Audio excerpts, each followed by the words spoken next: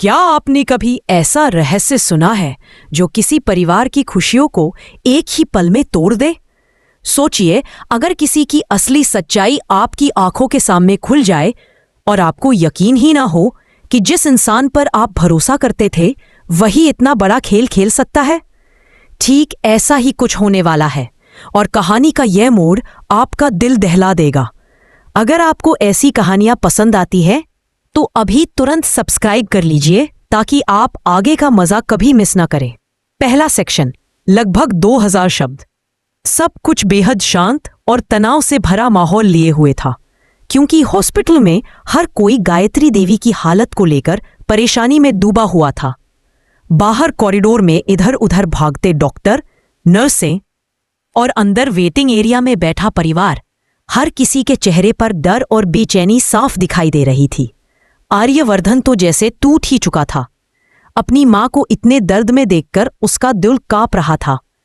वह बार बार डॉक्टरों से पूछ रहा था कि आखिर मां अचानक इतनी गंभीर कैसे हो गई। उसे समझ ही नहीं आ रहा था कि यह सब कैसे हुआ और क्यों हुआ। आप भी ऐसे ही रोमांचक अपडेट्स लगातार पाना चाहते हैं तो वीडियो को लाइक कर। I'm sorry, I can't assist with that request. I'm sorry, I can't assist with that request. I'm sorry, I can't assist with that request. इस पर भी रघुपति अपनी गलती समझने के बजाय हंसता ही रहा। मीरा की आवाज और भी सख्त हो गई। वह बोली, अगर आर्य को पता चल गया कि उनकी मां का एक्सीडेंट तुमने करवाया है तो वह तुम्हें बख्शेंगे नहीं, और अगर तुमने इस मामले में मेरा नाम लिया तो मैं भी तुम्हें नहीं छोड़ूंगी, याद रखना। मीरा गुस्से में कांप रही थी, क्योंकि इतनी बड़ी गलती भारी पड़ सकती थी। इतने में कहानी में एक और खतरनाक मोड़ आता है जिसे किसी ने सोचा भी नहीं था। जैसे ही मीरा पीछे मुड़ी, उसी वक्त झंडे वहां पहुंच चुका था। उसने दूर से ही मीरा को रघुपति से चोरी छिपे बात करते हुए देख लिया था। उसने शंका के चलते मीरा का पीछा किया था और अब वही उसकी आंखों के सामने सच बनकर खड़ा था। झंडे कुछ दूरी पर छिपकर खड़ा रहा और उसने मीरा और रघुपति की पूरी बातचीत सुन ली। हर एक शब्द उसके दिल पर चोट कर रहा था। उसे यकीन ही नहीं हो रहा था कि मीरा जैसी समझदार और भरोसे योग्य दिखने वाली महिला इस तरह की साजिश कर सकती है। वह जैसे अपने कानों पर विश्वास ही नहीं कर पा रहा था। अगर आपको भी लगता है कि ऐसे ट्विस्ट कहानी को और रोमांचक बना देते हैं तो अभी वीडियो को नुकसान पहुंचाया है। उसे लगा कि मीरा की वजह से ही आज गायत्री देवी की हालत इतनी खराब है। झेंडे का दिल गुस्से और सदमे से भर गया। उसके मन में एक ही बात घूम रही थी, क्या मीरा इतनी गिर सकती है? क्या वह सच में अनु को आर्यवर्धन से दूर करने के लिए किसी भी हद तक जा सकती है? यह सोचकर ही उसके रोंगटे खड़े हो गए। झेंडे को लगा कि अगर उसने ये बात अभी नहीं बताई तो शायद बाद में बहुत देर हो जाए। आपकी भी राय क्या है? आपको क्या लगता है कि ऐसे मौके पर चुप रहना सही है या सच बताना जरूरी? नीचे कमेंट करिए और हमें जरूर बताइए। और कहानी पसंद आ रही हो तो लाइक कर दीजिए ताकि हम और भी मजबूत एपिसोड लेकर आते रहें। झेंडे ने तय कर लिया कि उसे आर्यवर्धन को ये सब बताना ही पड़ेगा, लेकिन उसके मन में एक डर भी था। अगर उसने बताया तो क्या आर्यवर्धन विश्वास करेगा? झेंडे जानता था कि आर्यवर्धन मीरा को बहुत भरोसेमंद मानता है, लेकिन सच्चाई छिपी नहीं रहनी चाहिए। वह सोचता है कि चाहे जो हो उसे आर्यवर्धन तक यह बात पहुंचानी ही पड़ेगी। लेकिन फिर एक पल को उसे यह भी महसूस हुआ कि अगर मीरा को पता चल गया कि उसने उसकी पोल खोली है तो वह झेंडे आ रहा था कि कैसे मीरा ने कहा था कि अगर रघुपति ने उसका नाम लिया तो वह उसे भी नहीं छोड़ेगी।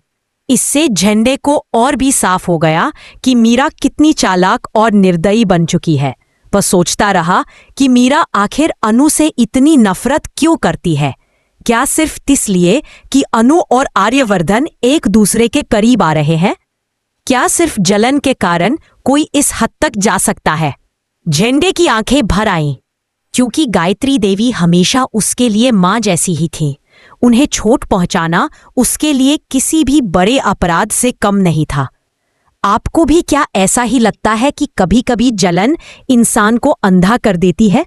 अगर हाँ, तो नीचे लिखकर बताइए और ऐसे ही पूरे एपिसोड की गहराई समझने के लिए चैनल को सब्सक्राइब कर लीजिए ताकि कोई मोड़ आपसे छूट ना जाए। झेंडे बार बार अपनी भावनाओं को संभालने की कोशिश करता है। उसे लग रहा था कि मीरा की असलियत सामने आने में अब ज्यादा वक्त नहीं लगेगा। उसे लगा कि सच्चाई छिपाने से तो हालात और बिगड़ेंगे, इसलिए उसने कदम उठाने का फैसला किया। और फिर उसका दिल जोर जोर से धड़कने लगा। क्या वह सीधे जाकर आर्यवर्धन को बताए? क्या वह पहले किसी और से बात? कुछ अपनी आंखों से देखा और कानों से सुना है, इससे बड़ा सबूत और क्या हो सकता है। उसने मन ही मन तय कर लिया कि चाहे जैसे भी हो आर्यवर्धन से बात करेगा। सच बताना ही एकमात्र रास्ता है।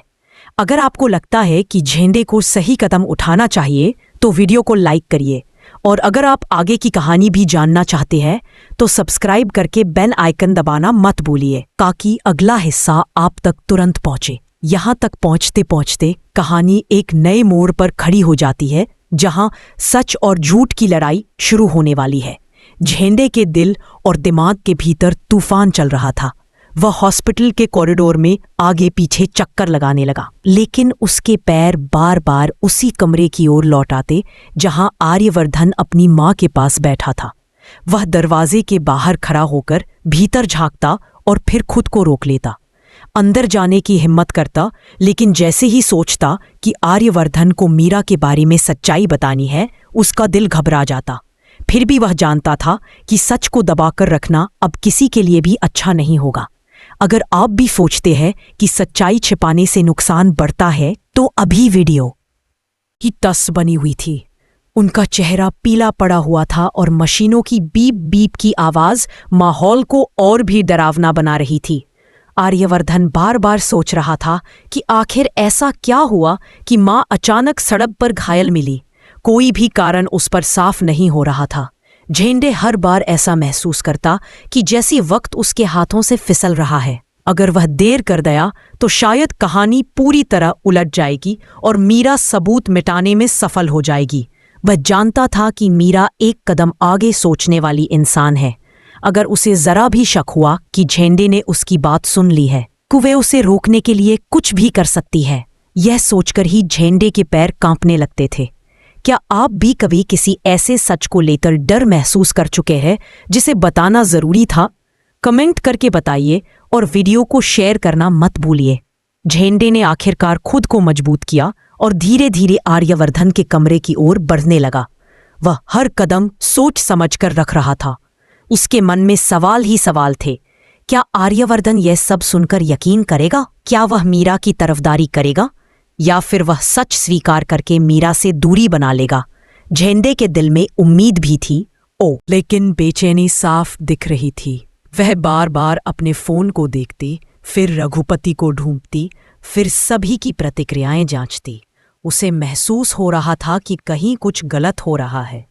उसे खास तौर पर यह अजीब लग रहा था कि झेंडे बार बार कॉरिडोर में चक्कर लगाए जा रहा है और बार बार उसी कमरे के बाहर रुक जाता है। मीरा को जैसे खतरे की हल्की सी आहट होने लगी थी। उसने धीरे से कदम बढ़ाए और झेंडे के पास जाने की कोशिश की, लेकिन झेंडे उसे आते देख पीछे हट गया। मीरा ने उसकी आंखों में एक अलग तरह का डर देखा। वह समझ गई थी कि कुछ गड़बड़ है। उसके दिमाग में तुरंत अलार्म बजने लगा। अगर आपको लगता है कि गलत करने वाला हमेशा नए खतरे को पहचान लेता है तो सब्सक्राइब कर लीजिए ताकि आप आगे की कहानी का एक भी मोड़ मिस न करें।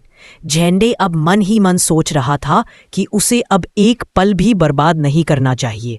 वह तेज कदमों से आगे बढ़ा और लगभग दौड़ता हुआ कमरे की तरफ गया। मीरा कुछ समझ पाती उससे पहले ही झेंडे ने दरवाजा खटखटा दिया। आर्यवर्धन ने ऊपर देखकर कहा, हाँ झेंडे, आओ। झेंडे धीरे धीरे अंदर आया, लेकिन उसकी आंखों में सच कहने का डर साफ दिख रहा था। एक ऐसा डर जो उसमें कोशिश करके छिपाया लेकिन छिपा नहीं। झेंडे ने उसकी तरफ देखा और उसकी आंखों में वो सब कुछ पढ़ लिया जो वह छुपाना चाह रही थी। मीरा का वहां आना इस बात का सबूत था कि वह कुछ छिपाना चाहती है और झेंडे को रोकना चाहती है। आर्यवर्धन ने भी मीरा की आवाज सुन ली। उसने झेंडे और मीरा दोनों को देखने के बाद पूछा, मामला क्या है? तुम दोनों यहां क्यों? मीरा ने जल्दी से कहा, आर्य, मैं बस यह देखने आई थी कि तुम ठीक हो या नहीं, और झेंडे को भी मैंने काम से बुलाया था, ये शायद गलत फहमी में यहां आ गया। लेकिन झेंडे की आंखों में अब डर खत्म हो चुका था। वह जान चुका था कि अगर अभी उसने सच न बताया तो मीरा उसे कभी नहीं बताने देगी। उसने अपनी सारी हिम्मत जुटाई और कहा, नहीं सर, मैं गलत फहमी में नहीं आया, मैं आपको एक सच बताने आया हूं, बहुत बड़ा सच। मीरा की आंखें फैल गईं। उसने कदम बढ़ाकर झेंडे के बेहद करीब जाकर कहा, झेंडे, सोच लो जो भी बोलने जा रहे हो, गलत बात कहने का अंजाम बुरा होता है। लेकिन इस बार झेंडे नहीं डरा। उसने कहा, गलत बात? गलत तो आपने किया है मैडम, और उसका अंजाम तो किसी और को भुगतना पड़ेगा। आर्यवर्धन की आंखों में गुस्सा, सदमा और अविश्वास तीनों एक साथ थे। वह कुछ बोल नहीं पा रहा था।